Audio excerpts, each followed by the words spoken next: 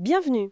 Derrière chaque mesure physique, que ce soit une vitesse, une température, une force, il y a une structure, quelque chose de fondamental. Aujourd'hui, on va explorer justement cette structure, la cohérence des unités et ce qu'on appelle les équations aux dimensions. Exactement. L'idée principale, c'est vraiment de faire la différence entre la dimension, qui est la nature profonde d'une grandeur, comme la longueur, le temps, la masse, notée LTM, et puis son unité, la façon dont on la mesure concrètement, le mètre, la seconde, le kilogramme. C'est ça. Les documents qu'on a préparés vont d'ailleurs nous guider là-dedans. Et notre but, c'est de démystifier un peu comment on passe d'une formule de physique, parfois simple, à une équation aux dimensions, et surtout de comprendre pourquoi c'est si important, si utile. Mhm. On va bien sûr s'appuyer sur le système international, le SI, qui est un peu notre langage commun pour ça. Alors, si j'ai bien suivi, la longueur, par exemple, elle a toujours la dimension L. Que je la mesure en mètres, en pieds ou même en années-lumière, peu importe, l'unité change, mais la dimension, elle, reste L. C'est ça le truc. C'est tout à fait ça. C'est la nature intrinsèque de la grandeur. Et pour être sûr qu'on se comprenne tous en physique, eh bien, le système international, le SI, a défini des grandeurs fondamentales. Les plus connues, celles qu'on utilise tout le temps en mécanique, c'est la masse, m, avec son unité le kilogramme, la longueur, L, unité le mètre, m, et puis le temps, T, l'unité la seconde, S. Bon, il y en a d'autres, hein. Pour l'électricité, on a l'intensité I en ampères, A. Pour la chaleur, la température, θ en Kelvin, K. Mais disons que M, L, T, ce sont vraiment les piliers, nos briques de base. D'accord. M, L, T. Nos briques. Alors, comment on s'en sert concrètement pour, pour vérifier qu'une formule, disons V égale dt pour la vitesse, est cohérente? C'est là que l'équation aux dimensions intervient. Précisément.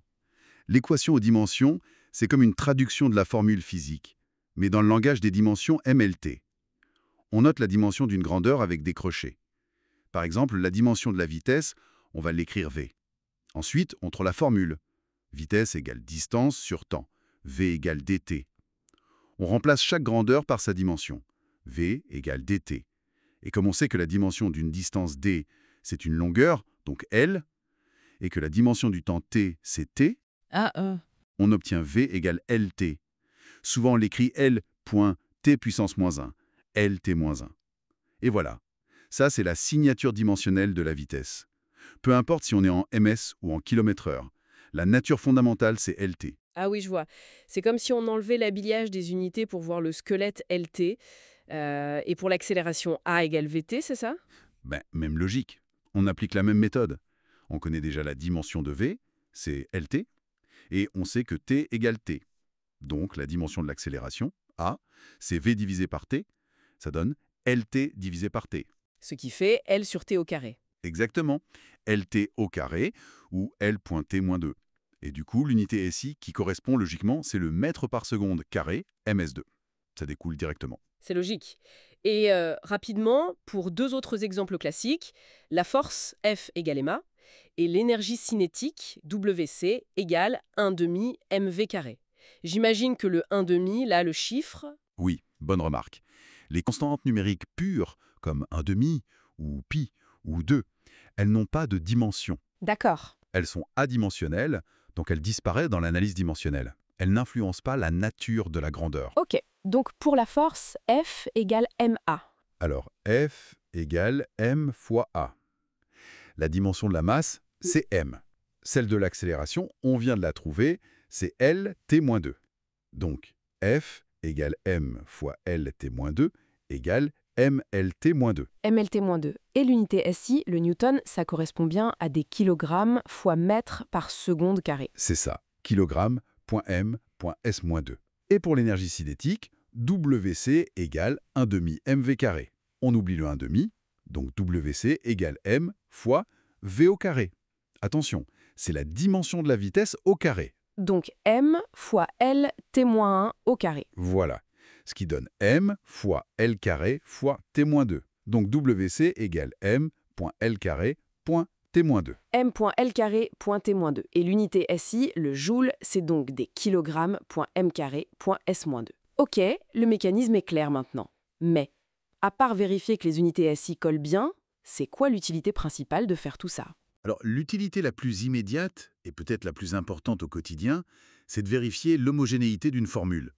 Une équation physique, pour être correcte, elle doit obligatoirement avoir la même dimension de chaque côté du signe égal. On ne peut pas additionner des choux et des carottes, bah là c'est pareil. On ne peut pas avoir des mètres d'un côté et des secondes de l'autre. D'accord.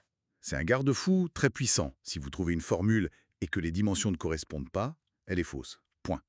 C'est une erreur de calcul ou de raisonnement, quelque part. C'est un bon filet de sécurité, hein, en effet. Mais est-ce qu'il y a plus que ça? Est-ce que ça révèle d'autres choses? Ah oui, absolument. Ça va bien au-delà de la simple chasse aux erreurs. L'analyse dimensionnelle, ça peut révéler des liens profonds entre des grandeurs physiques. Tenez, par exemple, on vient de voir que l'énergie cinétique, sa dimension c'est m, L au carré, t à la puissance moins 2. Oui. Maintenant, prenez une autre grandeur, le moment d'une force, qu'on appelle aussi le couple. En général, c'est une force fois une distance, un bras de levier. Notons-le, m égale F fois D. Calculons sa dimension. M égale F fois D. On connaît F, c'est m.L.T à la puissance moins 2. Et D, c'est une longueur, L. Donc M égale m.L.T à la puissance moins 2 fois L. Ça fait m, L au carré, t à la puissance moins 2. Exactement. M L au carré T à la puissance moins 2. Attendez! L'énergie cinétique et le moment d'une force, ils ont la même dimension. M, L au carré, t à la puissance moins 2. Mais c'est pas du tout la même chose en physique.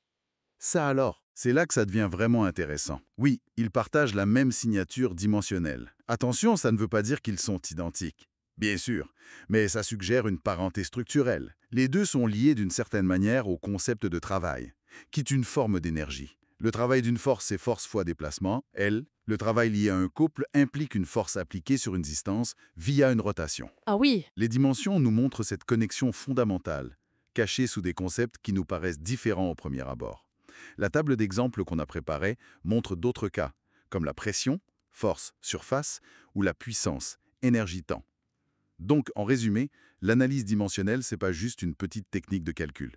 C'est un outil vraiment fondamental pour garantir la rigueur scientifique, mais aussi, et peut-être surtout, pour comprendre la structure profonde des liens entre les grandeurs physiques, au-delà des unités qu'on choisit d'utiliser. et cette idée que des concepts comme l'énergie et le moment d'une force, qui semblent si distincts, partagent en fait la même structure dimensionnelle, ml, t au carré. C'est assez vertigineux quand on y pense. Si on se mettait à regarder toute la physique à travers ce prisme des dimensions fondamentales, quelles autres connexions, peut-être insoupçonnées, pourrait-on découvrir? Est-ce que cette analyse de la structure même des grandeurs ne pourrait pas être une clé pour unifier certains domaines, ou même pour innover en combinant différemment ce qu'on sait déjà? Peut-être une façon de voir l'unité cachée derrière la diversité des phénomènes physiques.